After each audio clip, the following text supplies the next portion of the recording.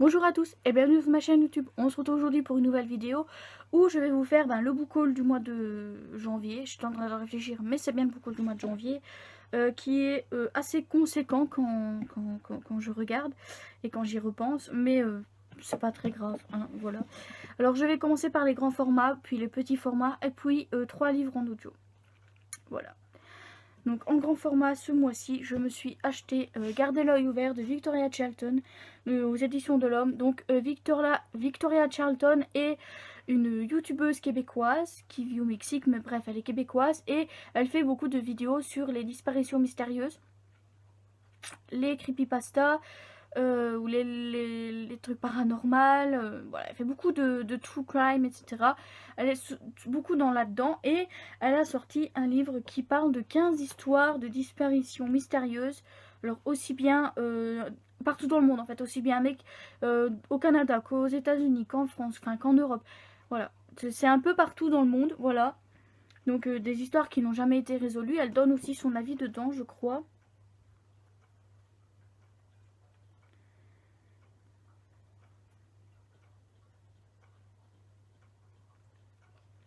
Bref, et il faut savoir que ces histoires de disparition, c'est toujours celles qui m'intéressent le plus quand je regarde ces vidéos. Ça et les histoires paranormales, voilà. Mais dans tous les cas, j'ai vraiment hâte de pouvoir le lire. Donc je peux pas vous dire de quoi ça parle parce que ça parle de 15 histoires différentes. Alors ensuite, je me suis acheté Vicious de V. Schwab de chez Lumen, donc qui est le premier tome de la saga Evil. Donc le deuxième c'est Vengeful, voilà. Alors je compte lire le premier tome avant d'acheter le deuxième, ne plus faire la bêtise d'acheter toutes les sagas directement, ou l'idéologie, les trilogies, peu importe. Voilà, pour voir ce que ça donne. J'ai beaucoup...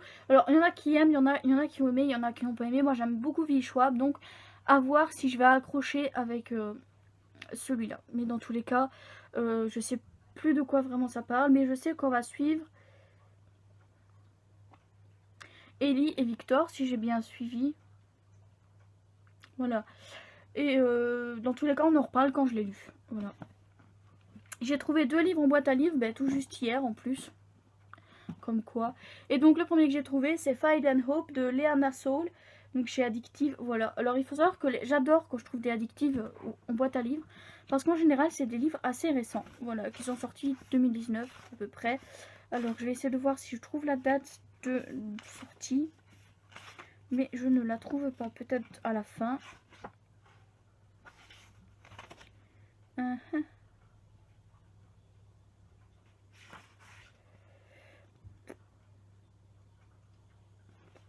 Je trouve pas du tout la date de sortie. C'est vraiment bizarre. Attendez.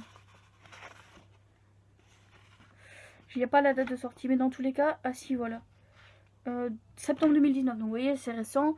Et moi j'adore trouver des addictifs dans dans la boîte à livres, parce qu'il y en a 2 mais j'en vais voir que dans une. Et j'aime bien ça parce que voilà, on verra si j'aime bien ou si j'aime pas.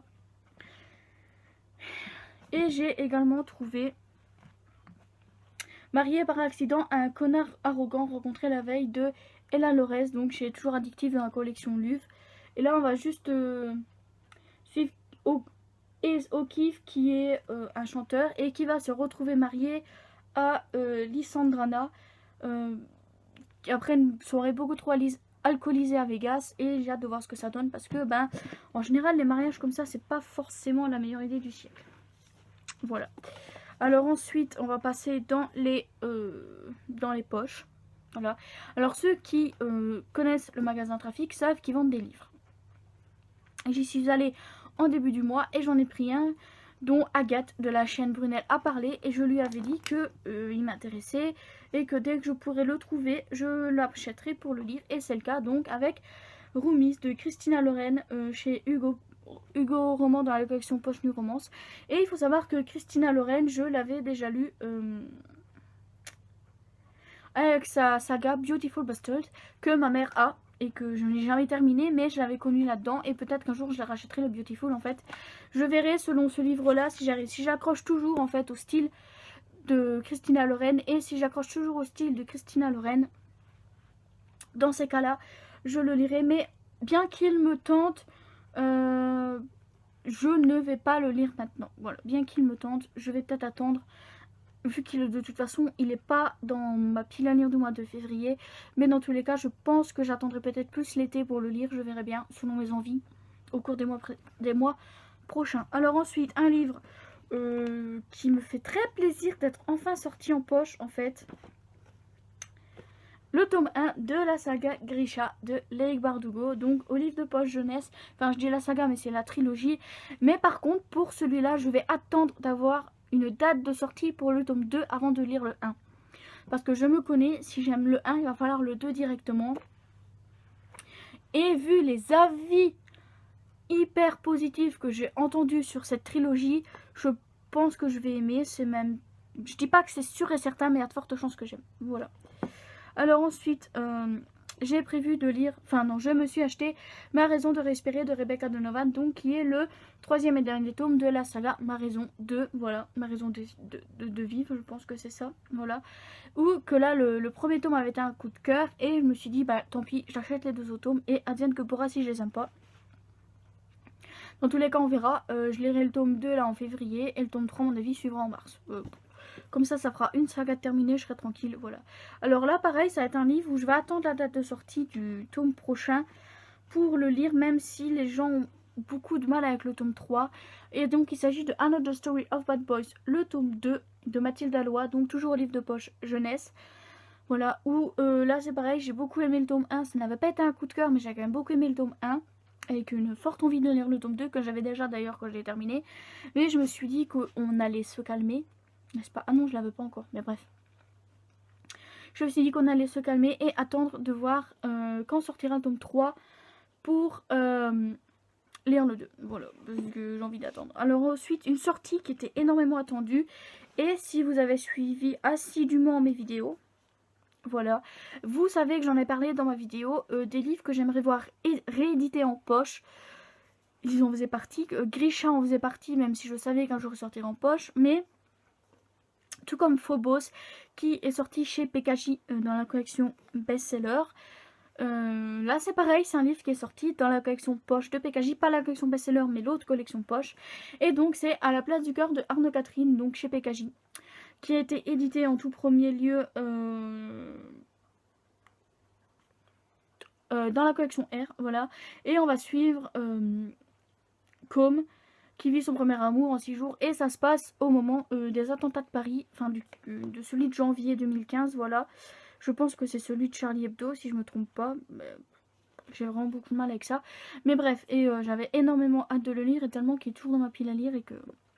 Mais en fait j'attends une date de sortie pour le tome 2, pareil, tant que j'ai pas les dates je me lance pas.